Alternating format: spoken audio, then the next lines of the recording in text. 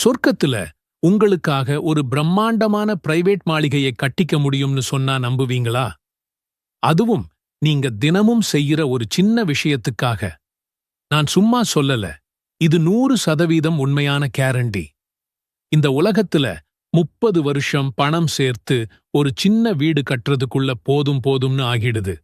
ஆனா நான் சொல்ற இந்த மாளிகை தங்கம், வைரம், முத்துக்களாலானது, கற்பனைக்கே எட்டாத ஒரு அரண்மனை. அந்த அரண்மனைக்கான சாவியை எப்படி வாங்குறதுன்னு தான் இந்த வீடியோல நாம பார்க்க போறோம். இதுக்கு கேரண்டி கொடுத்தது யாரு தெரியுமா? நம்ம நபி ஸல்லல்லாஹு அலைஹி வஸல்லம். அதனால இந்த வீடியோவை ஒரு செகண்ட் கூட ஸ்கிப் பண்ணாம பாருங்க. கொஞ்சம் யோசிச்சு பாருங்க, இந்த உலகத்துல ஒரு வீடு கட்டுறது எவ்வளவு பெரிய தலைவலி. சரியான இடம் பார்க்கிறது, பணம் சேர்க்கிறது, பிளான் போடுறது, பொருட்கள் வாங்குறது, வேலை ஆட்களை மேனேஜ் பண்றதுன்னு அதுக்கு பின்னால எவ்வளவு அலைச்சல், எவ்வளவு டென்ஷன் இருக்கு. இவ்வளவு கஷ்டப்பட்டு அந்த வீட்டை கட்டி முடிச்சாலும் நாளைக்கே அந்த வீடு நமக்கானதா இருக்குமான்னு எந்த நிச்சயமும் இல்லை. ஒரு புயல், ஒரு வெள்ளம், இல்ல காலம் போற போக்குல அது அழிஞ்சு போகலாம். எல்லாத்துக்கும் மேல நம்ம ஆயுள் முடிஞ்சதும் அந்த வீட்டை விட்டுட்டு நாம போயே ஆகணும். நாம ஆசையா கட்டுன வீட்ல நமக்கு அப்புறம் நம்ம பிள்ளைகள் இருப்பாங்க. ஆனா நாம அதை கூட எடுத்துட்டு போக முடியாது. திருக்குரான்ல அல்லாஹ் சொல்றான், இந்த உலக வாழ்க்கை வீணும் விளையாட்டுமே தவிர வேறில்லை. நிச்சயமாக மறுமை வீடுதான் நிரந்தரமான வாழ்க்கை. இதை அவர்கள் அறிய வேண்டாமா? அல்குரான். இந்த ஒரு வசனம் போதும் இந்த உலக வாழ்க்கையோட மதிப்பையும் மறுமையோட முக்கியத்துவத்தையும் புரிஞ்சுக்க. அப்போ நம்மளோட உண்மையான நிரந்தரமான வீடு எங்க இருக்கு? அதுதான் அல்லாஹ் நமக்காக ரெடி பண்ணி வச்சிருக்கிற சொர்க்கம். அங்க இருக்கிற வீடுகள் எப்படி இருக்கும் தெரியுமா? நபி ஸல்லல்லாஹு அலைஹி வஸல்லம் சொன்னாங்க, இறை நம்பிக்கையாளருக்குச் சொர்க்கத்தில் ஒரு கூடாரம் உண்டு. அது உள்பகுதி துளையிடப்பட்ட ஒரே முத்தாலானது.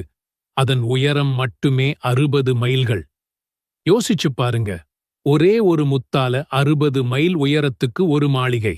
அதுக்கு கீழ ஆறுகள் ஓடும். அங்க இருக்கிற சந்தோஷத்தை எந்த கண்ணும் பார்த்ததில்லை, எந்த காதும் கேட்டதில்லை, எந்த மனுஷனோட மனசுல அது கற்பனை கூட பண்ணி பார்த்திருக்க முடியாதுன்னு நபி ஸல்லல்லாஹு அலைஹி வஸல்லம் சொல்லியிருக்காங்க. இந்த மாதிரி ஒரு மெகா பரிசை ரொம்ப சிம்பிளா அடையிறதுக்கான சீக்ரெட் கோட் தான் இந்த வீடியோ. ஓகே, சொர்க்கத்துல அந்த பிரம்மாண்டமான மாளிகையை அன்லாக் பண்ற அந்த சீக்ரெட் என்ன? நீங்க ரெடியா? அது வேற ஒண்ணுமே இல்ல, நாம தினமும் ஐவேளை தொழுகிற கடமையான தொழுகைகளோட சேர்த்து உபரியா தொழுகிற 12 ரகத் சுன்னத் தொழுகைகள்தான். ஆமா, நீங்க கேட்டது சரிதான். ஜஸ்ட் 12 ரக்கள். இதை நீங்க செஞ்சா அல்லாஹ் உங்களுக்காக சொர்க்கத்துல ஒரு வீட்டை கட்டுறான். இது ஏதோ நாமளா கற்பனை செஞ்சு சொல்ற வார்த்தை இல்லை. இது அல்லாஹ்வோட தூதர் நபி ஸல்லல்லாஹு அலைஹி வஸல்லம் நமக்கு கொடுத்த வாக்குறுதி. உறுதியான ஆதாரம் இருக்கிற நபிமொழி இது. நபி ஸல்லல்லாஹு அலைஹி வஸல்லம் அவர்கள் சொல்ல நான் கேட்டேன், ஒரு முஸ்லிமான அடியார் ஒவ்வொரு நாளும் கடமையான தொழுகைகள் தவிர அல்லாஹ் சொர்க்கத்தில் ஒரு வீட்டை கட்டுகிறான்.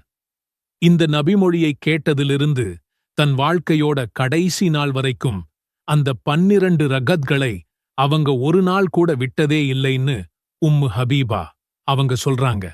யோசிச்சு பாருங்க, நபி ஸல்லல்லாஹு அலைஹி வஸல்லம் அவங்களோட துணைவியாரே இந்த நல்ல செய்தியை கேட்டதும் எவ்வளவு ஆர்வமா உறுதியா அதை பிடிச்சுக்கிட்டாங்கன்னா நாம எவ்வளவு கவனமா இதை கடைப்பிடிக்கணும். இந்த ஹதீஸ் ஸஹீஹ் முஸ்லிம்ங்கிற ஆதாரப்பூர்வமான நபிமொழி தொகுப்புல தெளிவா பதிவு செய்யப்பட்டிருக்கு. அதனால இதுல சந்தேகப்பட கொஞ்சம் கூட இடமில்லை. இது அல்லாஹ்வோட தூதரோட நேரடியான வாக்குறுதி.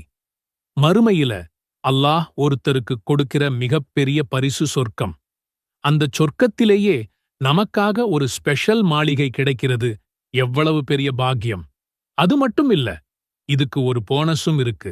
இந்த உபரியான தொழுகைகள் மறுமையில நமக்கு மாளிகை தர்றதோட நாம தொழுகிற கடமையான தொழுகைகள்ல ஏதாவது சின்ன சின்ன குறைகள் இருந்தா அதையும் சரி செய்ய உதவுது. மறுமை நாள்ல ஒரு அடியான் கிட்ட முதல்ல தொழுகைய பத்தி தான் கணக்கு கேட்கப்படும். அப்போ அவரோட கடமையான தொழுகையில குறை இருந்தா, என் அடியானுக்கு உபரியான தொழுகைகள் இருக்கான்னு பாருங்கன்னு அல்லாஹ் வானவர்களிடம் சொல்வான். அவர்கிட்ட உபரியான தொழுகைகள் இருந்தா அதை வெச்சு அவரோட கடமையான தொழுகையோட குறைகள் சரி செய்யப்படும்னு நபி ஸல்லல்லாஹு அலைஹி வஸல்லம் சொல்லியிருக்காங்க. சுப்ஹானல்லாஹ். பாருங்க, இந்த சுன்னத்தான தொழுகைகள் நமக்கு 2 விதமான பலன்களைத் தருது. ஒன்னு, நம்ம ஃபர்லான தொழுகைகளோட குறைகளைச் சரி பண்ணுது. இன்னொன்னு, சொர்க்கத்துல நமக்காக ஒரு அழகான மாளிகையை உருவாக்குது. உலகமே உறங்கிக்கிட்டு இருக்கிற அந்த நேரத்துல, சுத்தி இருக்கிற எல்லாமே அமைதியில மூழ்கி இருக்கும்போது, நம்ம படுக்கையை விட்டு எந்திரிக்கிறது ஒன்னும் சாதாரண விஷயம் இல்ல. அது நம்ம மனசுக்கும் ஷைத்தானோட ஊசலாட்டத்துக்கும் நடுவுல நடக்கிற முதல் போர். அந்த போர்ல நீங்க ஜெயிச்சு உளு செஞ்சு தொழுகை விரிப்புல நிக்கிறப்போ நீங்க தனியா நிக்கல. ராத்திரி முழுசும் உங்களை பாதுகாத்த வானவர்களும் பகல் முழுசும் உங்களை பாதுகாக்கப் போற வானவர்களும் உங்களுக்கு பின்னாடி அணிவகுத்து நிக்கிறாங்க. யோசிச்சு பாருங்க, இது எவ்வளவு பெரிய மரியாதை! இந்த ஒரு சிந்தனையே நம்ம ஃபஜர் தொழுகையோட தன்மையை மொத்தமாக மாத்திடக்கூடிய சக்தி கொண்டது. நாம் ஒவ்வொரு நாளும் ஃபஜர் தொழுகைக்காக நிற்கும்போது இந்த பூமியில் ஒரு மிகப்பெரிய தெய்வீக சந்திப்பு நடக்குதுன்னு உங்களுக்கு தெரியுமா? இரவையும் பகலையும் நிர்வகிக்கிற 2 மகத்தான வானவர் கூட்டங்கள் நமக்காக நாம இறைவனோட முன்னாடி நிக்கிற அந்த ஒரு தருணத்துக்காக ஒன்னு சேர்றாங்க. இது வெறும் கற்பனை இல்லைங்க. இஸ்லாம் நமக்கு கத்துக் கொடுக்கிற ஒரு ஆழமான ஆன்மீக உண்மை. அந்த அமைதியான அதிகாலை பொழுதில நீங்க உங்க கதகதப்பான படுக்கைய விட்டு ஸ்தாக்கும்போது நீங்க ஒரு சாதாரணமான வேலையைச் செய்யல. நீங்க ஒரு தெய்வீக நிகழ்வுல பங்கெடுக்கிறீங்க. அந்த நிகழ்வு உங்க நாள் முழுவதுக்கும் அல்லாஹ்வின் பாதுகாப்பையும் அருளையும் வாரி வழங்குது. ஃபஜர் தொழுகையோட இந்த ஆன்மீக உயரத்தைப் பற்றியும் உங்கள் மீது இறைவனின் கருணை எப்படி பொழியுது என்பதைப் பற்றியும் தான் நாம இன்னைக்கு விரிவாக பார்க்கப் போறோம். ஃபஜர் தொழுகையை மற்ற தொழுகைகளிலிருந்து எது தனித்துக் காட்டுகிறது தெரியுமா? அதன் பாங்கொலியில் ஒளிந்திருக்கும் அந்த ஒரு வாக்கியம்தான். இதை விட தொழுகை மேலானது. இது வெறும் தொழுகைக்கான அழைப்பு மட்டுமில்லை. இது ஒரு ஆழமான நினைவூட்டல். இந்த உலகத்தின் தற்காலிக சுகத்தை விட நம்மை படைத்தவனுடனான தொடர்பு எவ்வளவு உயர்ந்தது என்பதை உணர்த்தும் ஒரு அழைப்பு. ஏன் இந்த குறிப்பிட்ட தொழுகைக்கு மட்டும் இவ்வளவு முக்கியத்துவம்? ஏன்னா இந்த நேரத்துல எந்திரிக்கிறது மனுஷ இயல்புக்கு ரொம்பவே சவாலானது. கதகதப்பான படுக்கை, போர்வை, ஆழ்ந்த உறக்கம்னு எல்லாமே நம்மள இழுத்துப் பிடிக்கும். ஷைத்தான் அவனோட முழு பலத்தோட இன்னும் ராத்திரி இருக்கு, தூங்கு என்று நம்ம காதுகள்ல ஊதுவான்.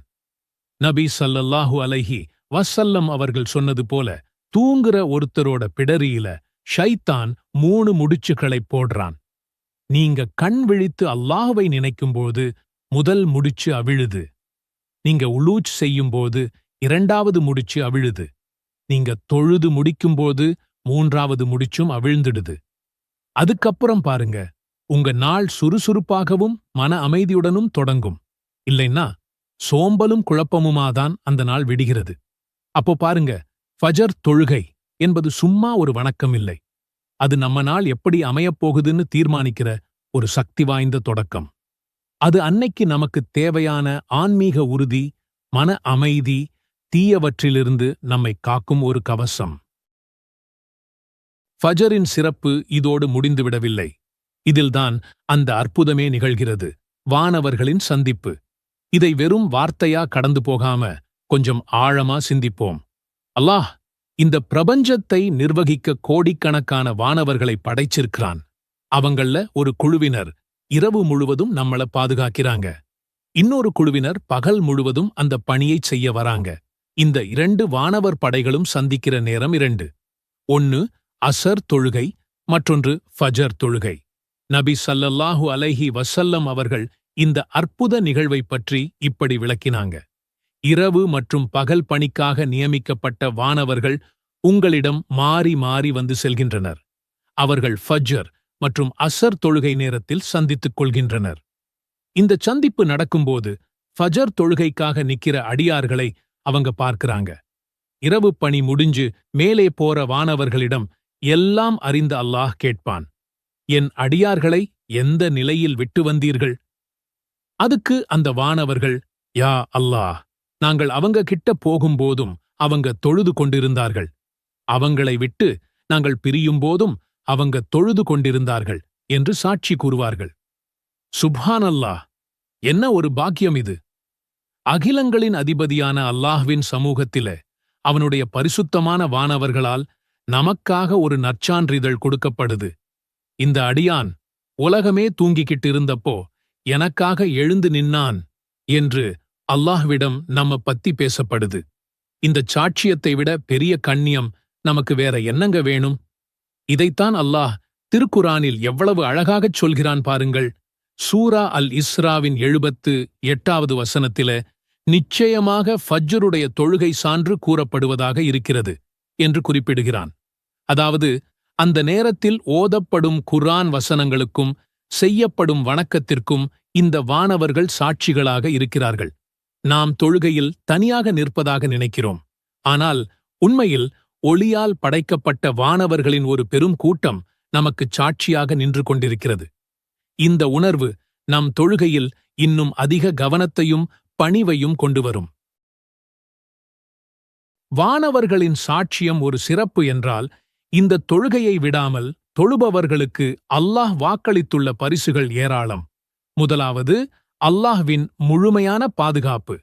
நபி ஸல்லல்லாஹு அலைஹி வஸல்லம் அவர்கள் கூறினார்கள், யார் சுபுஹ் தொழுகையை தொழுகிறாரோ அவர் அந்த நாள் முழுவதும் அல்லாஹ்வின் பொறுப்பில் இருக்கிறார். அப்படின்னா என்ன? அன்றைய தினம் முழுவதும் அல்லாஹ்வே நம்முடைய பாதுகாவலனாக ஆகிவிடுகிறான். இதைவிட ஒரு மன நிம்மதி தரக்கூடிய விஷயம் இருக்கா? அது மட்டுமா? மறுமையில் நமக்கு பிரகாசமான ஒளி கிடைக்கும். அந்த நாளில் சிராத் பாலத்தை கடக்கும்போது எங்கும் இருள் சூழ்ந்திருக்கும். ஆனால் நபி ஸல்லல்லாஹு அலைஹி வஸல்லம் அவர்கள் ஒரு நற்செய்தி சொன்னார்கள். யார் அதிகாலையின் இருளில் பள்ளிவாசல்களை நோக்கி நடந்து செல்கிறார்களோ அவர்களுக்கு மறுமையில் முழுமையான ஒளி கிடைக்கும் என்று நற்செய்தி கூறுங்கள். ஃபஜருக்காக நாம் எடுத்து வைக்கும் ஒவ்வொரு அடியும் மறுமையின் இருளில் நமக்கான ஒளியாக மாறுகிறது. இன்னொரு முக்கியமான வாக்குறுதி, நரகத்திலிருந்து விடுதலை மற்றும் சுவனத்திற்கான நுழைவுச் சீட்டு. நபி ஸல்லல்லாஹு அலைஹி வஸல்லம் அவர்கள் மிகத் தெளிவாக கூறியுள்ளார்கள். சூரிய உதயத்திற்கு முன்னுள்ள தொழுகையையும் ஃபஜ்ர், சூரியன் மறைவதற்கு முன்னுள்ள தொழுகையையும் அஸ்ர் யார் தொழுகிறாரோ அவர் நரகில் நுழையமாட்டார். இன்னொரு ஹதீஸில் இரு குளிர்ந்த நேரத் தொழுகைகளை ஃபஜ்ர் மற்றும் அஸ்ர் யார் தொழுகிறாரோ அவர் சொர்க்கத்தில் நுழைவார் என்றும் கூறியுள்ளார்கள். இன்னொரு பரிசு என்ன தெரியுமா? இரவு முழுவதும் நின்று வணங்கிய நன்மை. இஷா தொழுகையை ஜமாஅத்துடன் தொழுதால் பாதி இரவு வணங்கிய நன்மையும், சுபுஹ் தொழுகையையும் ஜமாஅத்துடன் தொழுதால் இரவு முழுவதும் நின்று வணங்கிய நன்மையும் கிடைப்பதாக நபி ஸல்லல்லாஹு அலைஹி வஸல்லம் அவர்கள் கூறியுள்ளார்கள். கொஞ்சம் முயற்சிக்கு அல்லாஹ் எவ்வளவு பெரிய பரிசைத் தருகிறான் பாருங்கள். இறுதியாக, இது நயவஞ்சகத்தனத்திலிருந்து நமக்கொரு பாதுகாப்பு. நபி ஸல்லல்லாஹு அலைஹி வஸல்லம் அவர்கள் கூறினார்கள், நயவஞ்சகர்களுக்கு ஃபஜ்ர் மற்றும் இஷாத் தொழுகைகள்தான் மிகவும் பாரமானவை. இந்த தொழுகைகளை பேணுவது நம் உள்ளத்தில் இருக்கும் ஈமானுக்கு ஒரு சான்றாக அமைகிறது. ஃபர்லான தொழுகையின் சிறப்பே இவ்வளவு என்றால், ஃபஜ்ருக்கு முன்னால் தொழப்படும் 2 ரகத் சுன்னத் தொழுகை இந்த உலகம் மற்றும் அதிலுள்ள அனைத்தையும் விடச் சிறந்தது என்று நபி ஸல்லல்லாஹு அலைஹி வஸல்லம் அவர்கள் கூறியுள்ளார்கள். அல்லாஹும்ம ஸல்லி அலா முஹம்மதின் நபியில் உம்மி வஅலா ஆலிஹி வஸல்லிம் தஸ்லீமன். அல்லாஹ்வே, உம்மி நபியான முஹம்மத் ஸல்லல்லாஹு அலைஹி வஸல்லம் அவர்கள் மீதும் அவர் குடும்பத்தினர் மீதும் உனது அருளைப் பொழிவாயாக. அவர்களுக்கு முழுமையான சாந்தியையும் சமாதானத்தையும் வழங்குவாயாக.